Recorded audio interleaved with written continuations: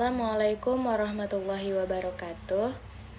Baiklah, saya akan menjelaskan tentang sosiologi pembaca dan dampak sosial karya sastra.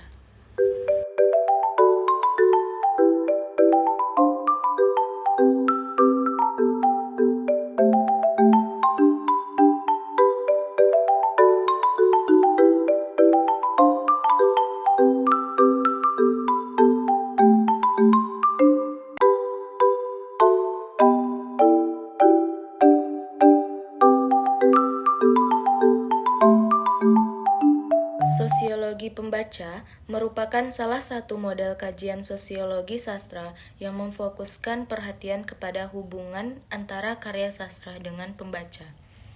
Hal-hal yang menjadi wilayah kajiannya antara lain adalah permasalahan pembaca dan dampak sosial karya sastra, serta sejauh mana karya sastra ditentukan atau tergantung dari latar sosial, perubahan dan perkembangan sosial. Welek dan Warren, tahun 1994. Di samping itu, juga mengkaji fungsi sosial sastra, mengkaji sampai berapa jauh nilai sastra berkaitan dengan nilai sosial. Watt, Via Damono, tahun 1979. Selanjutnya kita akan membahas teori dan kajian terhadap sastra Indonesia. 1. Pembaca. Pembaca merupakan audiens yang dituju oleh pengarang dalam menciptakan karya sastranya. Dalam hubungannya dengan masyarakat, pembaca atau publiknya, menurut Welek dan Warren tahun 1994, seorang sastrawan tidak hanya mengikuti selera publiknya, tetapi juga dapat menciptakan publiknya.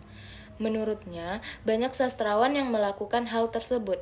Misalnya penyair Coleridge, sastrawan baru harus menciptakan cita rasa baru untuk dinikmati oleh publiknya.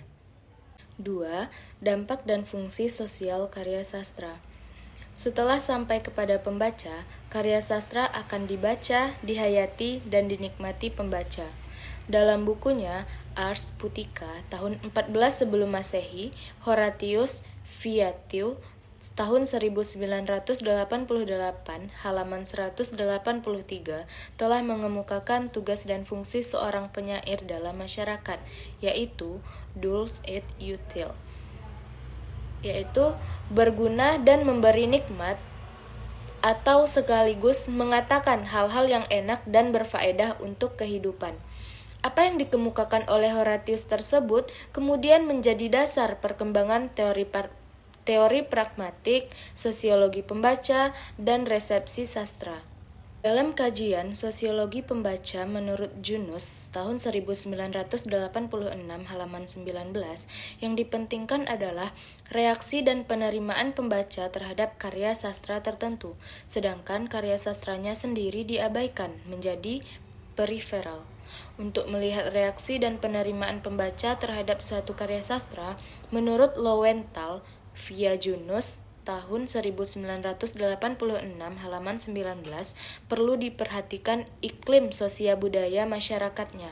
Hal ini karena latar belakang sosial budaya masyarakatlah yang membentuk cita rasa dan norma-norma yang digunakan pembaca dalam menanggapi karya sastra tertentu. 3. Dampak sosial sastra. Kasus heboh sastra, langit makin mendung. Dengan membaca buku tersebut, kita akan memahami bagaimana sebuah cerita pendek dapat menimbulkan dampak sosial yang cukup serius pada masanya. Bahkan, karena bersikukuh tidak mau memberitahukan siapa sebenarnya Ki Panji Kusmin yang mengarang cerpen Langit Makin Mendung, H.B. Jasin telah mempertaruhkan dirinya untuk diadili oleh Kejaksaan Tinggi Sumatera Utara maupun oleh para pembaca yang marah terhadap isi cerpen tersebut. Baiklah, sekian presentasi dari saya. Salah dan kekurangannya saya mohon maaf. Assalamualaikum warahmatullahi wabarakatuh.